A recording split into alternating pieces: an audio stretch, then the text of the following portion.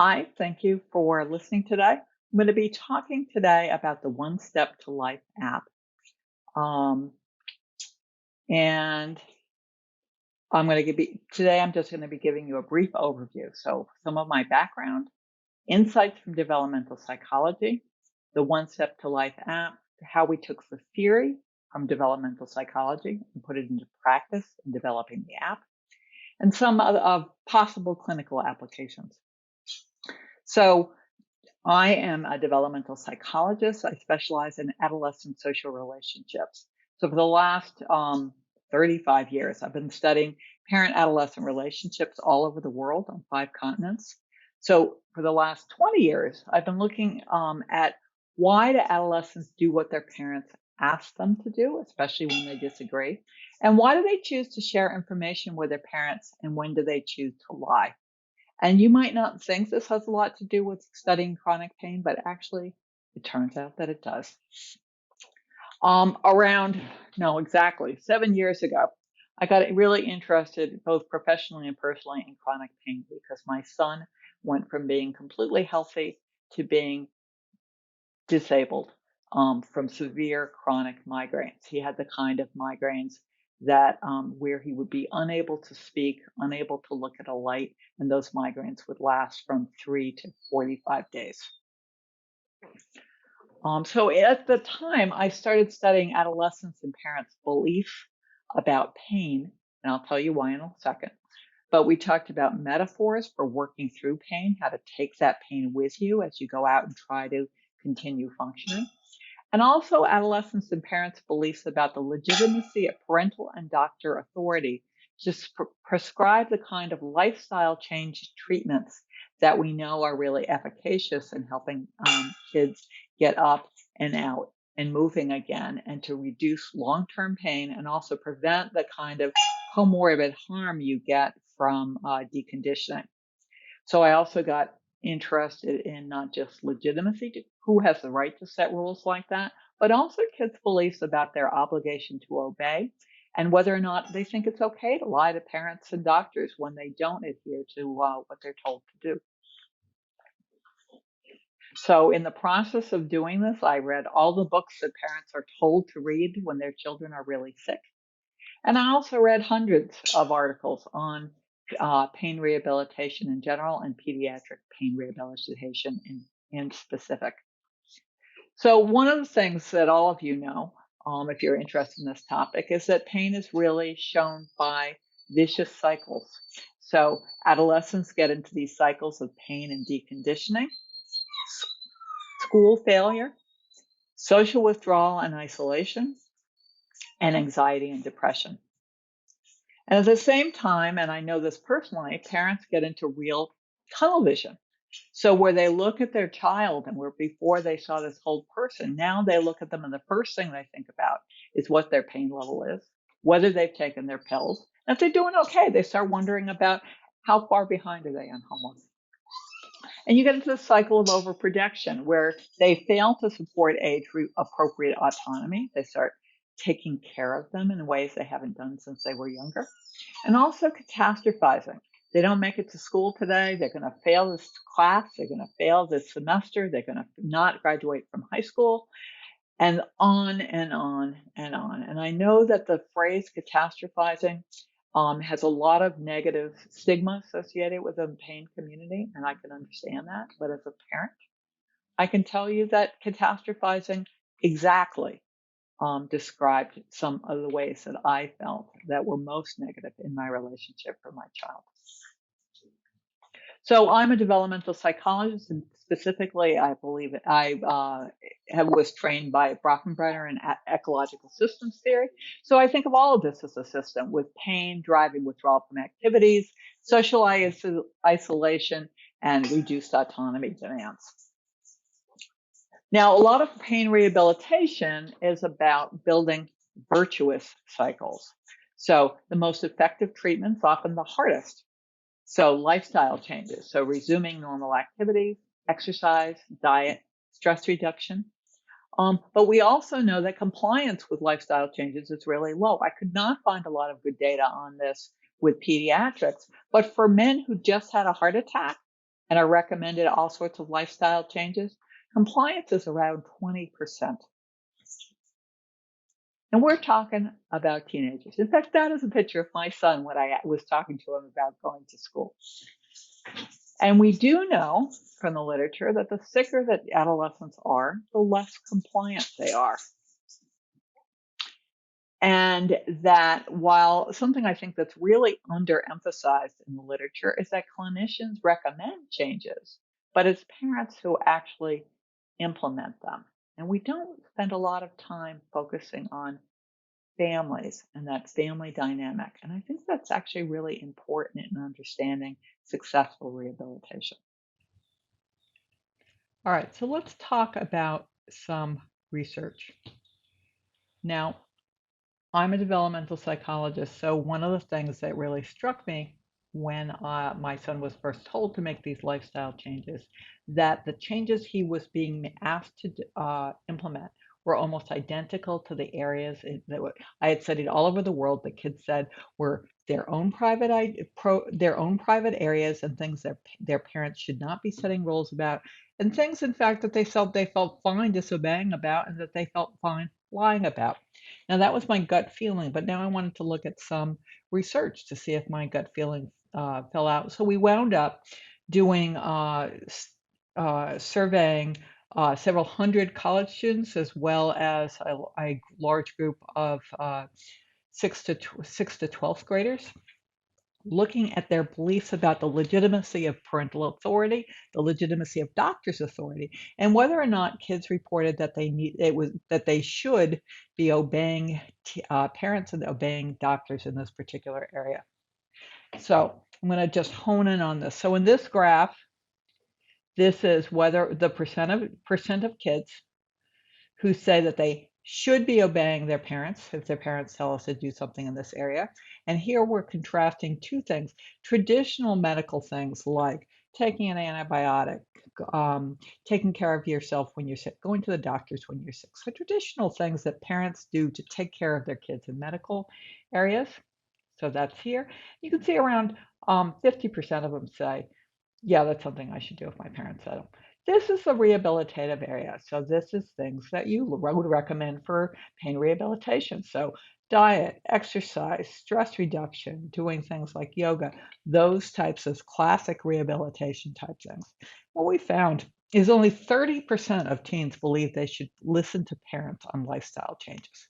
When we asked them about doctors and whether or not they should listen to doctors and make recommendations, only half of the teens believe that they should obey doctors' orders.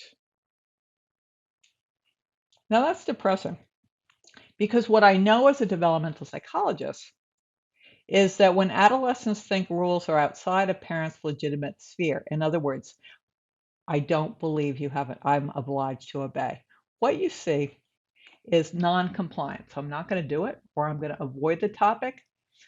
And this vicious cycle of non-disclosure. I'm going to lie about it. I'm going to hide it. I am going to just avoid it so you don't ask me, which is responded to by parents as more and more intrusiveness and more invasive intrusiveness, more and more parent management because they don't trust the kids, and this worsening relationship where the parents don't trust the kids push back, and they get into these arguments. And what happens over time when they've looked at it longitudinally is the parents tend to withdraw over the time. They said, fine, we're not going to fight about this anymore. You don't want to do it. That's your decision. So there's a withdrawal of those maturity demands. Does that work for pain rehabilitation? I do not know. I have not studied it specifically with our pain rehab items, but it works for the 20 to 35 other issues that we've studied all over the world, and it works in North America, South America, Europe, Africa, and Asia. So I'm feeling fairly confident that when we look at this for pain rehabilitation, we'll find similar findings. And they're depressing. The other thing that we know about teenagers is they're markedly more responsive to reward than to punishment. So this is work that comes out of Steinberg's and others' labs and basically looks at brain activation. And teens are relatively unresponsive to punishment. This bad thing will happen, but they're really responsive to reward. The brain just lights up in those reward centers. So they're more sensitive to reward than adults are, and they are less sensitive to punishment. Teens are also more sensitive to short-term than long-term reward, so that they are going to be much more likely to respond to this good thing will happen today than this good thing will happen 6 months from now. I think in fact, I know all people are like that, but teens are particularly so like that. So, what do I know as a developmental psychologist and as a mom? I know that pain rehabilitation programs ask adolescents to engage in activities that make their pain worse in the short term, in the hope that their pain and their life will improve in the future. So go to school today, despite the fact that it's going to hurt, despite the fact that it's going to be really hard, because 6 months from now, your pain will get better. I also know that teens do not believe that they have to obey parents who are the day-to-day coaches in this with regards to lifestyle changes. We have data about that. And I also know from other work in other areas that if the teens don't buy in, they don't believe that they need to obey, it's likely to result in a negative cycle of parent-adolescent interactions, with adolescents hiding their noncompliance, parents becoming less trusting and more intrusive over time, and then eventually withdrawing the maturity demands. In other words, saying, "Fine, I'm not going to push you to do this." Now, I knew all of that, and I knew that in my personal life, not just from my professional research. So, what I was looking for when my son finished the 3-week Cleveland Clinic pain rehabilitation program for kids is what I wanted is tools to help me to get over that gap and to help him to make those hard choices to do things now that would make him better long term. So I was looking for things that would maintain and improve on the functioning he'd attained in clinic settings, both long-term and short-term. For my son, I was looking for something that would empower him to set small, concrete goals, to reward him for small steps that were going to be hard for him, to remind him of his success and then the next steps he should take, and to help him notice that he was happier when he's up and out and doing things. And this is really important because I know every time he went to school, despite the fact that sometimes it would take us 4 hours to get him to school, he would come home and he was happier and he was more comfortable and he was in less pain than when he left every single time. And I wanted him to notice that. And I wanted him to take control over his life because pain takes control away. And I wanted something that would give him control. Now, for me, what I wanted is to log his function as well as his pain. I wanted to help me be a better coach. Now, I know a lot about parenting, but it's always good to get reminders because I could really focus on that pain and those pills and that homework. Now, what did I find? I went looking for all sorts of apps, all sorts of tools. There's great books out there, but I was looking for something more concrete that would help me log. So I started looking for apps. What I found is pain logs. So, how are you feeling today? How are you feeling today? And they were all about physical pain. And some of them had some nice reminders of here's some meditation exercises and stuff. But none of them, all the logging was about pain. And I've been told that he wasn't supposed to be asked about pain. For me, when I was looking for things that would help me be a better caregiver, what I found is nothing, not one app that helped support me as a caregiver. So that's where 1step2life came from. And our motto is log your life, not your pain. And it was built around what I knew as a developmental psychologist, as well as what I'd seen in as good practice for best practice for wraparound pain rehabilitation. So we wanted to support patient success and parents as coaches. We wanted to focus on meeting small, short-term goals.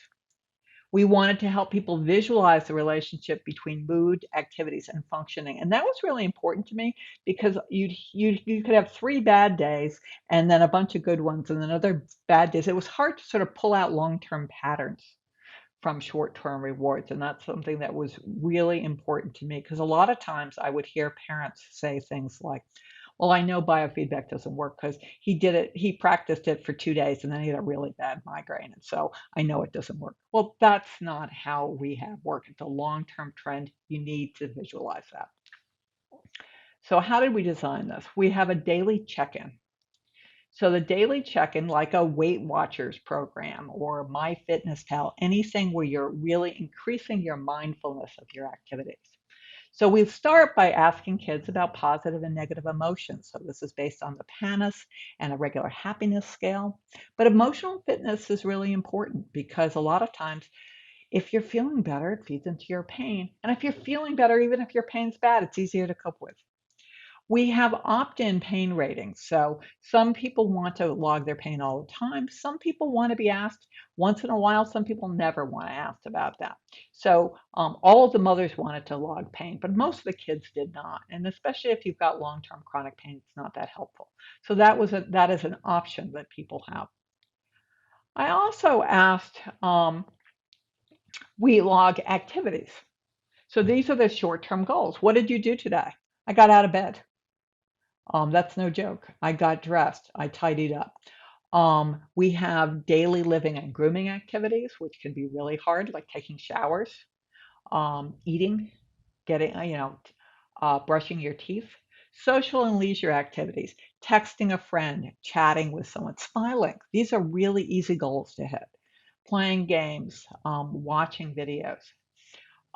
Caring for the self and others. I think this is particularly important because kids as adolescents are in a lot of ways being cared for and cared for and cared for like little kids. But we know from the literature that caring for others, altruistic acts, is actually really has a positive effect on mood and adjustment. So we ask about that. Did you volunteer? Did you care for pets? Did you do chores? As well as self care. Did you follow your diet? Did you exercise? Did you do things that were fun, like doing artwork? We also asked them about they could set for themselves up to three personal goals. So did you eat together as a family? Did you walk? Did you go to the dog park? Did you do your physical therapy exercises? Whatever it is that they set for themselves. And I'll talk a little bit more about this in the next section. For parents, as coaches, they can log all of those things for their child, but we also ask them about positive things that they could do to build and maintain their relationship. So offer them compliments. You look great today. Reward them for helping and for autonomy. Thank you for helping me. Um, Assigning them towards. Let them do things for themselves. Let them remember things for themselves. So in other words, supporting the parent in supporting autonomy. Set standards. So I expect you to get out of bed in the morning. I expect a regular schedule. I um, remind you of your goals. So setting the standards of a good framework for autonomy and appropriate age appropriate self care and support them. So tell them about what you normal things you do. This is what I did today. What's something fun you did today? Chat with them, as well as things like suggest a distraction, asked how they could help themselves, told them that you love them, just being supportive. And I've gotten some really good feedback from parents saying just doing this for a couple days, using our app for a couple days, they felt their parenting changed because it wasn't just nag, nag, nag, nag, nag, how's your pain? Have you taken those pills yet? It was like, oh, what video game are you playing? What the music are you doing? Have just saying, I went to work today. These are the kinds of things I did. Did you see how beautiful it was? Look what the dog's doing. And I got some really nice feedback from parents saying they felt their parenting refocusing on the whole person as soon as they started sort of going through these checklists. And also, of course, caring for yourself. Just simple. Did you do something you enjoyed? Did you do something relaxing? Did you talk to someone that you care about? Because parenting a child who is sick, especially a child who has pain that you can't help, tears your guts out. It's unbelievably stressful. So a little bit of self-care there. That's the daily log. The weekly log is where you sit and you sort of assess where you are and decide where you want to go next. So we ask about exercise, diet, and hydration, mindfulness, sleeping. Getting out is basically keeping going despite the fact that you've got pain. We also ask people to set goals for themselves. So something concrete that they're pretty sure they can do, like doing your reps and your physical therapy exercises. Something that's stretch a little bit harder, like it's going to be hard for me to take a walk every day, but maybe I can do that. And something that'll just make you happy. So something not hard or anything, but maybe you want to pick up your violin. Maybe you want to make sure you play with a dog every day. So just little goals. Those get incorporated into your daily log. You can keep those, change those every week. You can keep those going for a while. Finally, we have tools that allow you to visualize the relationship between your emotions, your pain, um, your getting out scores, so you can just look at some of those insights.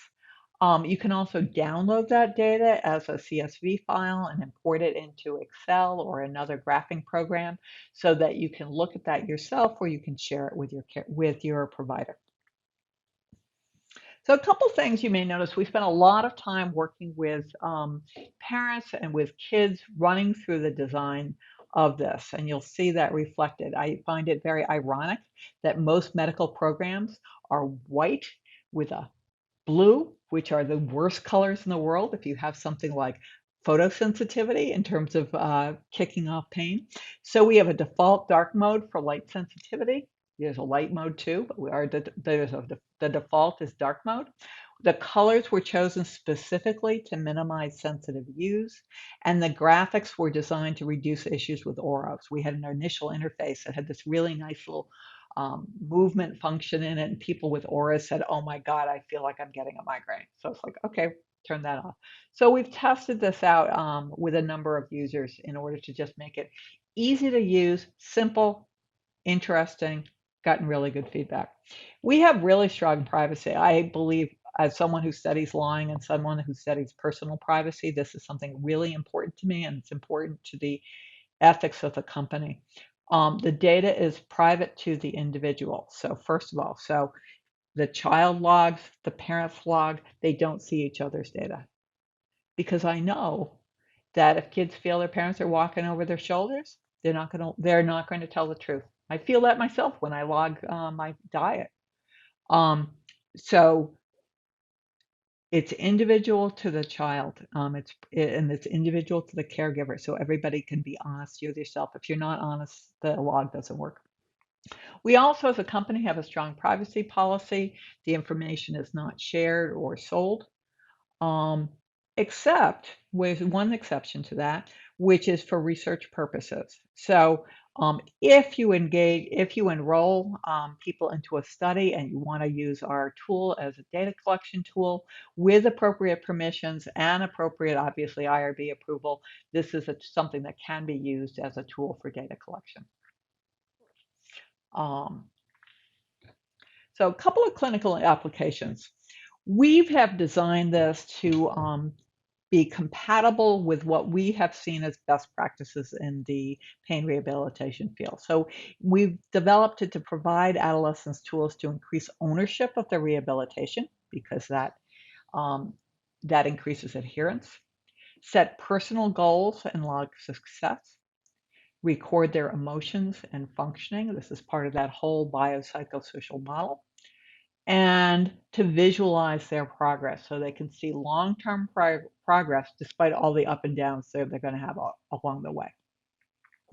It's designed to provide parents with tools to focus on adolescent success rather than here's all the things they're missing out on. Here's all the things that they're not doing. Look at what they are doing. They smiled today.